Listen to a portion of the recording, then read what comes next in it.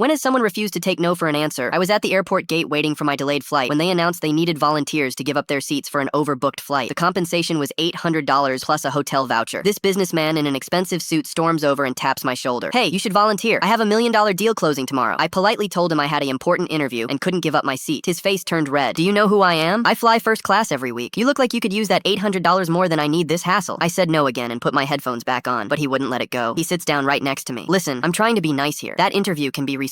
My deal can't. I told him he didn't know anything about my situation and asked him to leave me alone. He laughs and pulls out his phone. What company? I probably know the CEO. I can make one call and get you a better position. I ignored him completely and moved to a different seat across the gate area. He actually follows me and sits down again. You're making this harder than it needs to be. I'm offering to help you out here. Other passengers started noticing this guy literally following me around the gate area. He starts talking loudly to anyone who'll listen. Can you believe this? I offered to compensate him personally, and he's being completely unreasonable. A woman with kids nearby asked him to keep it down because he was being disruptive. He turns to her and says, "Ma'am, I'm trying to solve a problem here." Then he goes back to the gate agent, and I hear him say, "That guy over there refuses to volunteer. Can't you just bump him instead?" The gate agent explains that's not how it works, and they need actual volunteers. He storms back over to me with this entitled smirk. Fine. The gate agent suggested I negotiate directly with passengers. I told him the gate agent definitely didn't say that, and he was lying. His voice gets even louder. I've been flying for 20 years, and I've never met someone so stubborn. Now half the gate is watching this spectacle he's creating. He pulls out his business card and waves it around. I'm a senior partner at Donaldson and Associates. Look it up. Nobody cared about his business card, but he kept waving it anyway. Then he starts approaching other passengers, asking if they'll volunteer, and pointing at me, saying, "He won't do it, so maybe you will." This college kid tells him, "Dude, leave him alone. You volunteer if it's so important." He snaps back, "I'm in first class. They can't bump me. It has to be someone from economy." The college kid laughs and says, "Then deal with it like everyone else." He's getting more aggressive now, pacing around the gate area and complaining loudly to anyone who'll make eye contact. Then he pulls out his wallet. "Fine, I'll give you 1,000 cash right now. Just take the voucher." I told him his money couldn't buy my seat, and he was being incredibly rude. He starts counting out $100 bills right there in front of everyone. 1,500, final offer. People are now openly staring. He comes back to me looking desperate. $2,000. That's more than you probably make in a month. I stood up and told him he was being incredibly disrespectful and needed to stop harassing me. That's when this elderly woman across from us looked up from her book and said, "Sir, if your deal is so important, maybe you should have booked your flight earlier instead of harassing strangers." His face went bright red, and he started stammering, "This is unbelievable. I'm reporting all of you." He stormed off to harass the gate agent one final time, demanding to speak to a supervisor. When the supervisor arrived, he started screaming about how incompetent everyone was and how he was going to get people fired. The supervisor calmly asked him to lower his voice, but he got even louder, jabbing his finger in her face. That's when she said, "Sir, I'm going to need you to step back and calm down, or I'll have to call security." He laughed in her face. "Call security? Do you know how much money I spend with this airline?" She picked up her radio without breaking eye contact. "Security to gate 12, please. This is ridiculous. I'm missing my flight because of one stubborn guy who wouldn't take free money." The security officer firmly guided him toward the exit. "Sir, you're no longer welcome at this gate."